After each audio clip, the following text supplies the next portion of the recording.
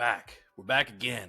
We have another guest, another Jackson State, wonderful human being, amazing football player, national champion. These guys are the HBCU national champions, Jackson State.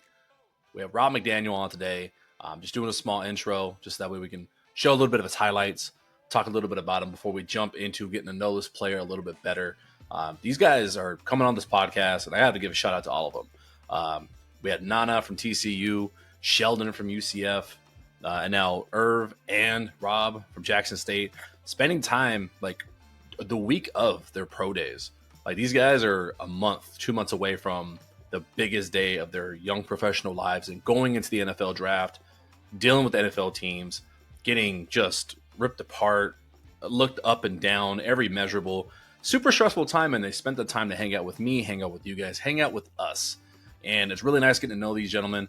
And a big shout out to Rashida Liberty, the Lady Lib Team Sports Entertainment, for setting all these interviews up. But I have to say thank you to you guys. The reception of all these gentlemen has been fantastic. Everyone's loving the episodes. So if you have not checked this out before, I'm Tuna. This is the First and Tuna podcast, where normally we do Los Angeles Rams content, but we're in the off season and we have a lot of new young men coming into the league. It's really cool to get to know some of these guys that maybe aren't getting the same sort of media attention that you're seeing on NFL Network, ESPN. Today, Rob McDaniel, safety, DB, corner, Mr. Do It All on defense. If you're a Rams fan, think of him as like a Quentin Lake, but he hits harder. No shot to Q, but hey, this dude just lays the hammer. If you guys have not already, by the end of this episode, these past episodes, whatever it is, if you're liking the content, if I did not turn you off from this channel at all, if you like the personality, like, subscribe, hang out with us more, and we'll have more content for you guys. Ladies and gentlemen, off season here at First and Tuna is becoming Jackson State season. We just had Irv Mulligan on. We're going to bring you another national champion. This guy's coming from you by way of Mississippi Gulf Coast Community College, Alcorn State, Jackson State, living legend, HBCU national champion. And what I've heard at the Legacy Bowl, going to be a draft darling. Like everyone is in love with this guy in the NFL, what it seems like. Rob McDaniel. What's up, Rob? Oh, what's going on? How about yourself? Man, like I told you off camera, it is a beautiful day in Cali. It's no more rain. We got done with it, so I'm good. I'm living. First question I'm going to ask you, because we are going to get to know you today a little bit better. If anybody looks you up online, it's easy to see all the football stuff, football 24/7. If you are not doing anything football related, like if you can't do nothing, what are you doing? Like family, friends? What's Rob doing, man? Probably would most likely just be, honestly, just I'm hanging out with my family. I like to play my game with my older brother. And I also love to fish. You know, I'm a country kid, love to fish. And then other than that, I'd just be chilling here with my dog. You know, got a little red-nosed bull named Cash. Dog's name's Cash? Oh, yes, sir. Oh, man, you're all about the business, bro. I could tell. Cash money. I don't fish, but I know we've got some people on here that are going to know way more than me about fishing. What's a good catch down there in Mississippi? You wouldn't go wrong with some white perch, some bass, some brim, catfish. With me, shoot, whatever gets on my line, you know, I'm happy to have it on there. I'm gonna get it in. You ever have a dry day? You're always coming back with something? My goal is to not leave a skunk on the board, so I try to at least get one, no matter if I'm out there 7-8 hours. As long as I catch one, I call it a great day. You had a really, really nice announcement, thanking Jackson State, thanking your coaches, all your friends, your decision to go into the NFL draft. And man, like getting to this point, you have to feel really, really blessed. And I have a soft spot in my heart for anybody that went the JUCO route, who started at any kind of junior college, worked their way up playing college football.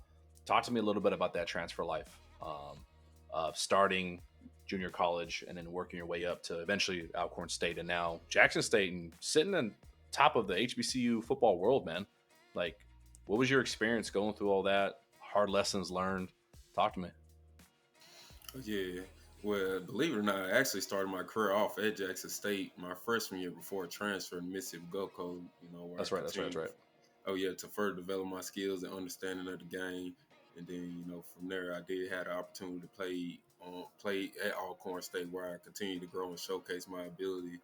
And ultimately, I did finish back at Jackson State, where I was able to maximize my potential, versatility, and capping off one of my best season yet, ending off my senior year is on SWAC championship, defensive MVP, and national HBCU champion. But it was definitely a journey for the books. The people I've met, the coaches that I was able to learn under, all the different type of players I was around. It really what kind of helped me mold me into the player I am today.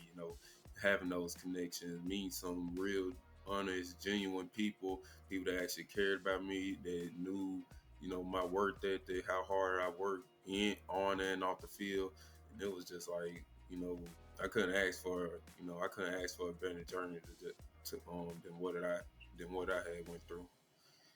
That's making that decision. Like that's hard because you're at Jackson State, or maybe it wasn't a hard decision, but for a lot of people, they never want to see themselves like in life feel like they're going backwards, or they just want to keep pushing through, or maybe they like the name of like where they're at. But going from Jackson State your freshman year to say, hey, let me go develop a little bit further. Let me get some playing time at a JUCO. Um, was that difficult at all, or was this like, nope, I'm gonna be back. I'm confident in myself. Oh yeah, it was more so definitely mentality. I did have aspiration of trying to play higher level football, but ultimately it didn't pan out that way. But I'm continuing to just make the best of my situation, you know, and it definitely came. It's more so like a full circle moment, starting at Jackson State and then ending back at Jackson State.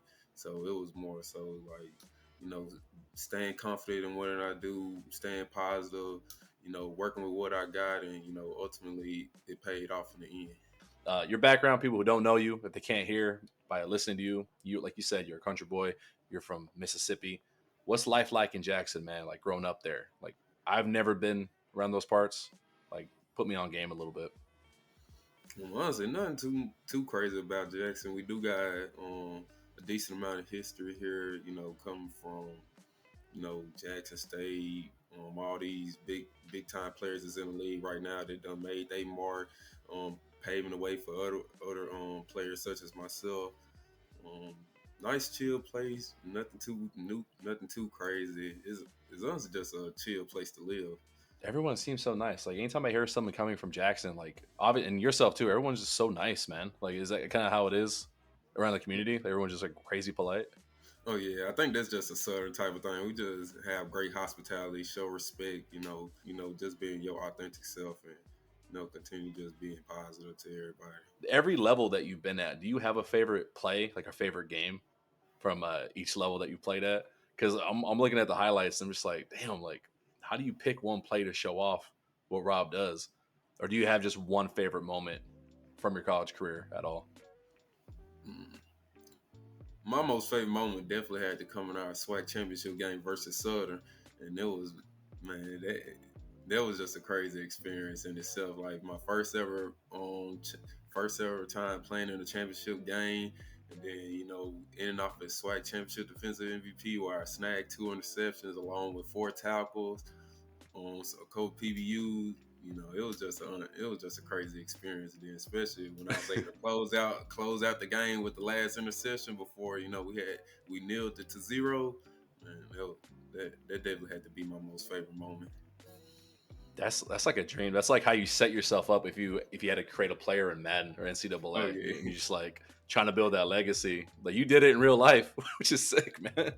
oh yeah. Building the legacy, like what was your so you said you had higher aspirations. Like did you always want to go to Jackson State? Was like the goal? Was it HBCU? Did you have a concept of like, because there's a lot of conversation, and I've been blessed to learn a little bit more about HBCUs and the movement to keep growing the game at the HBCU level through Miss Rashida. Luckily, was any of that stuff on your mind, or did you just want to put on for Jackson State? Like, what was your mindset with that? My whole mindset going into that is, even just coming out of high school was just, I want to represent where I'm from, what I can do, consistently doing it at every level that I have played at up until this point. And it was just, continue to just do what I do. I know what I'm capable of. playmaker, ball player, athlete, natural born athlete. It was just like, you know, hey, I'm gonna make the wherever I end up at, no matter what team I am, I'm gonna make the best of it, showcase my capabilities, continue to show why I am a dominant ball player. This is gonna sound like a weird question, but I was talking to my boy the other day, and we were looking at like guys 40 times their combine stuff. And for you, like you're 6'2", I think they got you weighed in last I saw like 205, 207. Oh, And yeah. I'm gonna assume you probably run into 4.4s, and I'm just like I'm gonna ask you like, what's it like being that athletic? Like, someone was like, I'm 5'10", like 200, but like not fast at all. What's it like being that athletic, man? Oh yeah, it's really just going to preparation. You know, me, I like to continue to stay on top of my body, stay on top of my health. You know, not even just like little injury wise. Honestly, just continue to just stretch, making sure I'm staying mobile. You know, because the best type of ability is your availability, and that's something I want to continue to just showcase too. You know, I'm always available, making sure to stay on top of my health, and that's what really continue to just help me play at the ability I was be able to play at. You know, just stay on top of the little things like that. Continue to stretch, continue to strengthen it. You know, in all the areas that I need to strengthen in, so that I can be able to, show off my athleticism. But you remind me. So I put in my notes that your game, how you're so versatile, and we're gonna start diving into like your actual game here in a second. It reminds me a lot. Like obviously we're LA Rams fans here. So if we have Rams fans watching, if you haven't checked out Rob's tape, he's very reminiscent. He reminds me a lot of Quentin Lake here in LA. Dude, Quentin, like you can't call him a safety, you can't call him a corner. Very much like you, he's that hybrid role.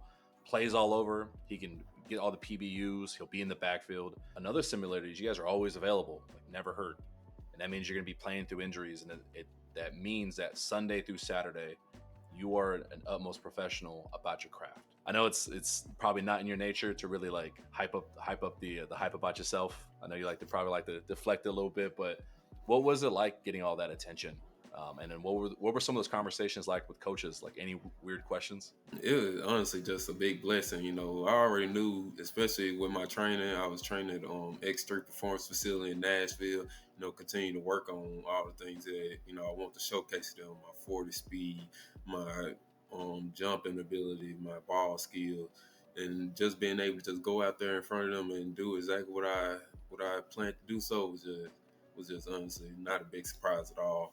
You know, I just wanted to showcase whatever if they do have a chance to grab me. I want to show them that they won't regret it. Going out there, showing what I can do, and it's just a big blessing. And then the one thing most of them just kept asking was, what you play all these different positions. What are you comfortable at? And my answer was just always the same. I'm just a ball player, honestly, because at the end of the day, it's still football.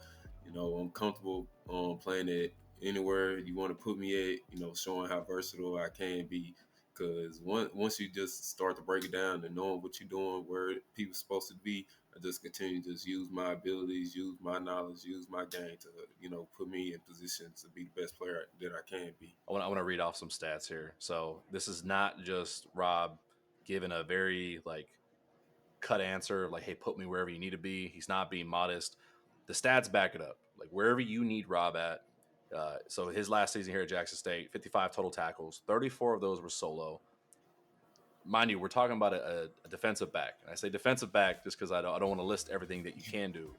He had 10 tackles for a loss, 4.5 sacks, 3 interceptions, 5 PBUs, 2 forced fumbles. This dude literally can do it all. Like that is, again, reminds me of any top safety that's in the league right now. Any top DB, you're all over the field. It's man, like I think I want to ask you if you'll embellish a little bit, like have almost say have more ego. The NFL was just like 1 or 2 months away.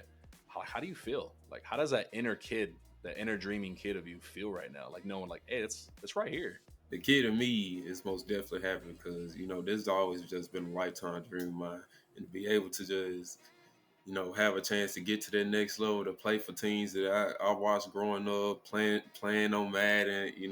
I always envision myself like I'm gonna get here one day, and it's it's literally right here, like less than almost less than a month away. So it's just a big, it's just crazy.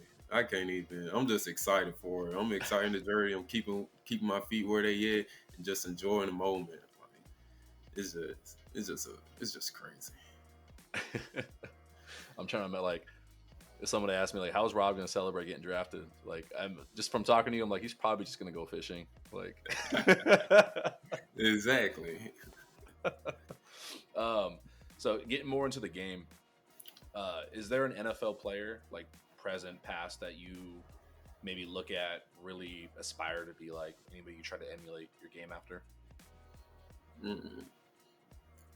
One person that definitely comes to mind is Kyle Hamilton. You can't teach a guy like that, Ooh, 6'4", 220, that can literally do it all. You can put him in the box. You can put him over top. You can put him in coverage. He can play man zone. He's always in the backfield, creating turnovers, and that's something where I try to model my game after too. Being able to do so much, bring to also add value to a team that not only helps the team, but you know he helps put me on the map as well, because I'm trying to get like him. Someone you can put out there anything. If you need a play, he's gonna make a play, and when it comes down to it, hey, it's gonna be something special when I'm out on the field. You definitely gonna know it's a difference when I'm on the field. yeah, look, yeah, you definitely have to look out for McDaniel in the field. What? That's a great answer, Kyle Hamilton. One of my best friends is a huge Baltimore Ravens fan, so he'll love hearing that. Oh That's yeah. that's not a lot of people would say that, Kyle Hamilton, but I feel like he's super underrated. Like when people talk about the best safeties, like they'll mention his name like they don't really, because he's just about his craft. Like he just goes out there, works, and he don't really say much. Like That's exactly how I am. Honestly, I don't really just say too much. I'm This just what gonna say, some people get it kind of confused. They be like, "Oh, he seems, how we talk. He seems like a chill, quiet guy, but on the field, it's like, where does this aggression come from? Where does it come from?" So that's why I kind of surprise people. okay, let's get into that. So is there a switch? Because one guy that reminds me of that is like Puka Nakua here in LA. Oh yeah, It's like you watch him talk, he's just a bro, he's just a dude, super goofy, super chill, and then he gets on the field and people say like he turns into a psycho. How do you get yourself into that mode of like, you got to go out there and kill, like being a DB, like you have to go out there, be the most aggressive person on the field. Like how do you flip that switch the second you touch the grass? I think it really just goes into my preparation. Even when I'm in practice, it's always a time and place for everything. But when I'm on the field, game time or practice time, it's just a mentality of me. Who's ever in front of me, you're not going to be able to block me. Or if there's a play coming my way, best believe I'm going to make that play. And I just continue to instill that into my mind. Continue, because me personally, it I have a saying that it's never gonna be me. So instead of it being me, it's gonna be you. Where I'm gonna make the play on you. You're gonna be on the ground. I'm gonna get past you. Whatever I need to do, you gonna know. Hey, if you have not trademarked that yet, we're gonna be using that here on the podcast, bro, and we're gonna credit that to you. It's never gonna be me. It won't be me. I can guarantee you, we're probably gonna drop that every week that I live from now on. That's such a good line. Um, you just always seem mentally ready to work. Like, and sorry, like obviously I had to do research to learn more about you before you hopped on here. But anybody that goes through your social media, goes through anything that says your name online, is football. It's work. It's football. It's work. Where did that come from? Like, was it family? Was it just people that you played with? This is your time to shout out anybody that really helped you growing up to be who you are today. No, I would most definitely have to say I definitely get my work ethic from my mom. Especially coming from a six kid household, one parent. It was honestly to seeing how she pulled us. What did she had to do to pull us out of situation. That's something I never forget. And it's something that I continue to instill inside of my brain, inside of inside of my heart to know that if she can do it, I know that I can do it. And this something I actually love to do, and it's just honestly just about continuing to just do so. And luckily, I was able to be under some coach, be under some amazing coaches that I was able to learn from, and continue to take my work ethic to another level. I also want to shout out my position coach at Jackson State, Coach Torrenzo Quinn, because actually he was at Alcorn State with me before he had transferred in 2023 to Jackson State. Then I finished with them in 2024. So he seen, even with him, he seen my work ethic, how much time I put in and out the field to get to where I'm trying to go. And there's somebody that was continue to always just be on me, continue to show me, hey, come on, Rod, hey, keep working, just keep working, it's gonna come. So, I just want to shout out my mom, Coach Quinn, them my guys. That's okay. That explains a lot. Like six siblings, or you're one of six, right? Yeah, Are you like middle, youngest, oldest? I'm kind of in the middle. I guess you would say the golden child, but It makes sense now. Now I see where you got that quote. It's never gonna be me because you had a man. How many brothers and sisters is it total? Like between split? How's it split? no, I got two sisters, three brothers. Man, those poor girls being outnumbered like that, man. I'm gonna put you on the spot. You got a favorite sibling? You want to start a fight online?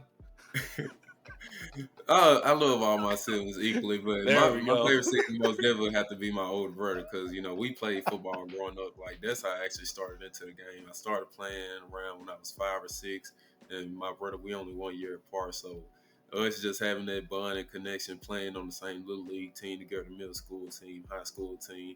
I always wanted to play. Eventually, he did get the Alcorn, but he wasn't. We weren't able to play on the same college team. But there's somebody like he would most definitely have to be my favorite sibling. I'm not gonna Man, lie. I can't wait to hear about the fights that start from this. No, that's okay. I like knowing where you got like your passion for football from. Like, what's it like being able to look at your older brother and be like, "Yeah, I'm better than you." No, it still be some smack talk. He still be like, "Hey, I'll route you up. I'll route you up." So he still got that little cockiness. But hey, that's most definitely my that I would most definitely say the conversations that we had. Even to this day, like we be on the game stuff. We just be talking about this stuff like, "Hey, bro, hey, it's almost here. This what you've been working, what we've been working on, what you done worked so hard for. Just keep at it." And it's just my family is my reassurance. They is my motivation. Why I continue to just push hard for myself. Cause at my lowest they've been there, and at my highest they've been there. And I'm gonna, you know, that's what continues to just give me that push that I need. That level of preparation, like we talked about that, the Sunday through Saturday. What? How do you get yourself game ready? Like, how much film are you watching to not just be able to? Because people expect the DB, you should be able to cover. Like people just like, anticipate like, hey, that's what you should be doing. But then to be able to flip the switch and essentially play linebacker, get around those pulling guards, those pulling tackles, get in the backfield, wrap these guys up. How do you stay so versatile and like ready to flip a switch, or like go downhill or uphill at a moment's notice? Like, what do you think's really helped you the most during your preparation? Um, I look at, we go through the little scouting report or whatnot. Then we go into watching the film, going into the installs we might be putting into that week. Then I'm constantly watching film throughout the whole week, no matter if it's, even in class. I'm in class about 10, 15 minutes, getting a little bit of film studying. Then it goes into me, all right, I play mostly nickel. So I'm looking at all the receivers, but in my matchup, I'm looking at the slots. Okay, what does this guy like to do? What is his favorite routes? When do they like to get him open? Versus what coverages are they looking to target him? And also, um, the, also I like to go back and look at game films of myself, the game 1 or 2 games before, it be like, okay, what did I do on this game that they try to attack it or try to have an advantage at?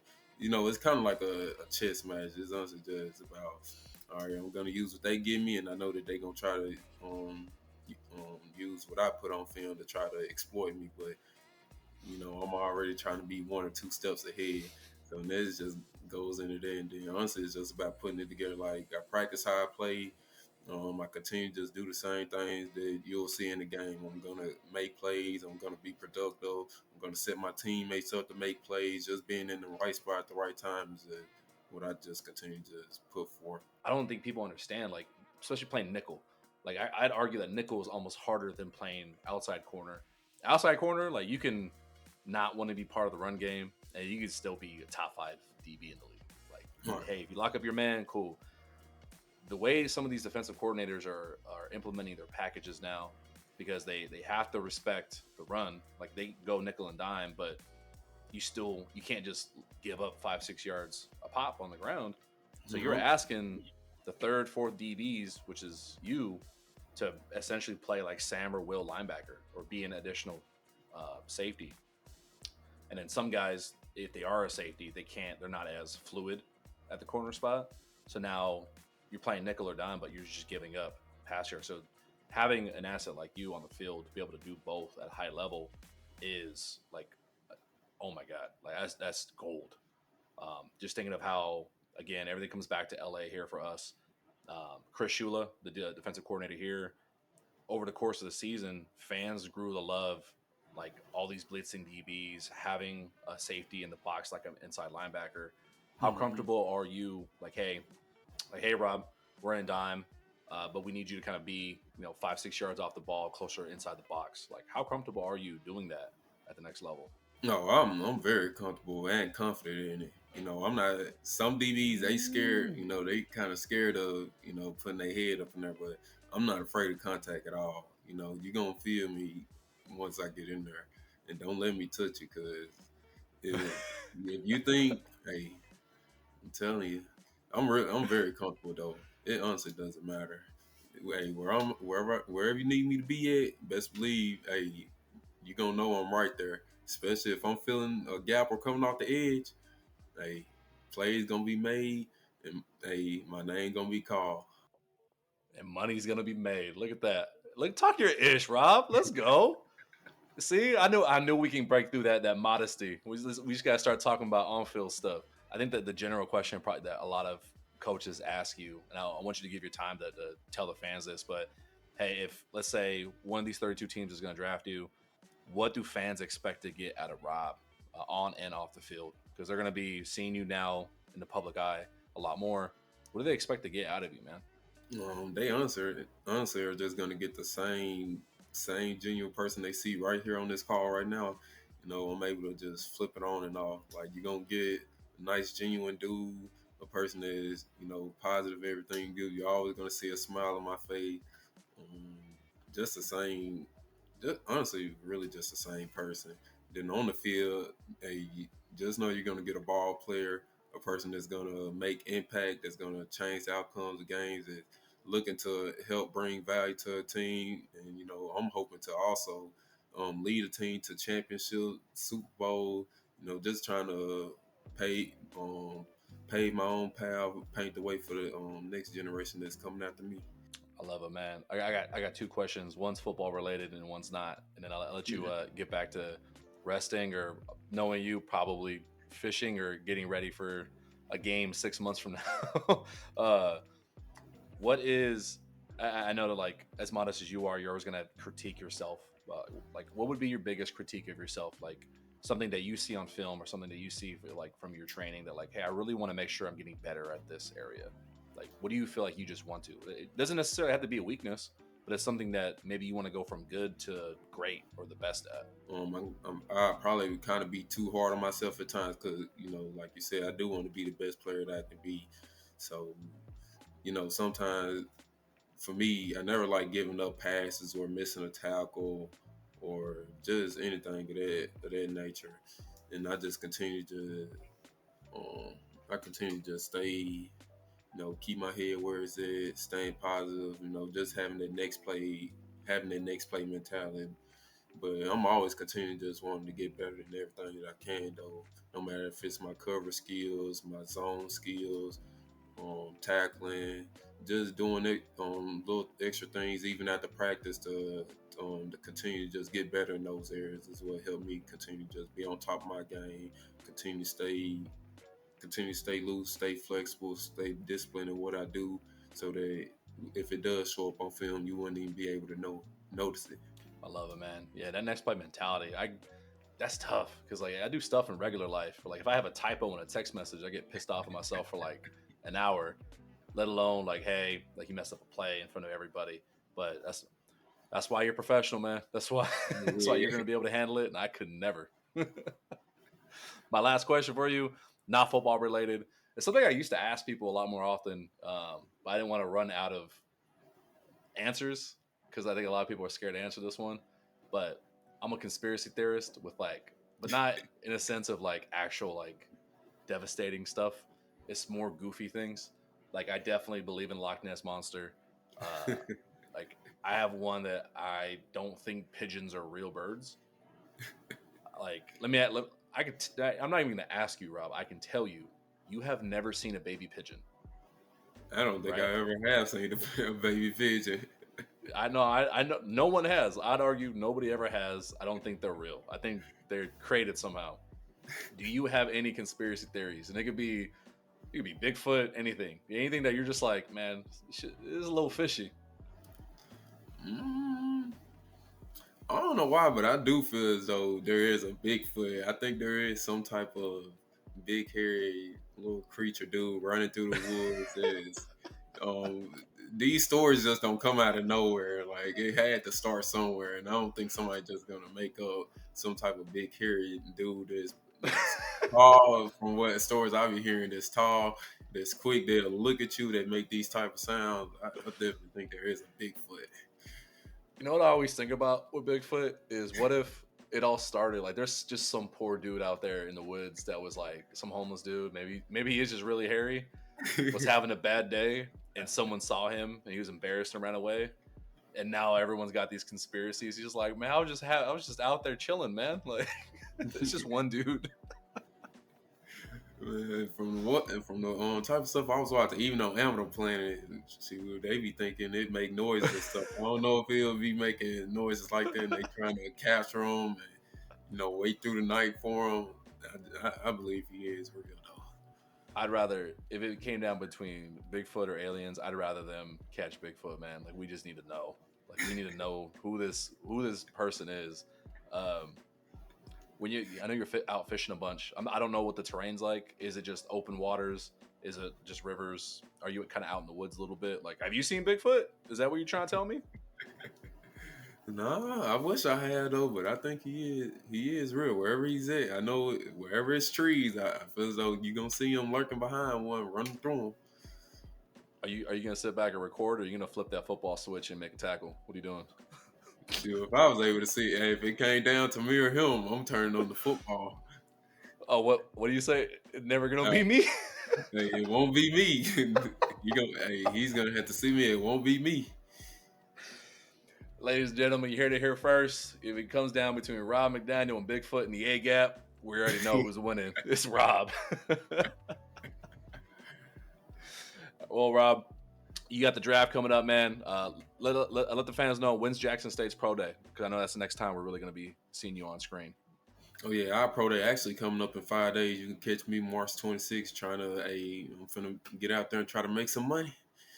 There we go. I think the money is already made, man. Anything you're doing from this between now and the end of April, I think it's just putting more people on the map. If they don't know you already, like we're late to the party ourselves. Like we didn't get to catch you during the season, but I'm very blessed. I'm very happy that we got to meet you. Shout out to your agency, Lady Lib Sports Entertainment again, and yeah, catch Jackson State's pro day, catch the draft, find out where Rob's gonna go. Shout out to Jackson State, and that's all I got for you, Rob. You got any last messages for any of the fans? Yeah, for the fans, I just want to thank y'all for just tuning in, tapping in with us. Hey, and if I am able, whoever picks me up, hey, y'all won't be disappointed. Hey, I'll be first in line. I tell the last few guests this, man. I will be first in line getting that jersey. Because I'm sorry, you spend time with me, I'm a fan for life. So appreciate you, Rob. Be easy, man.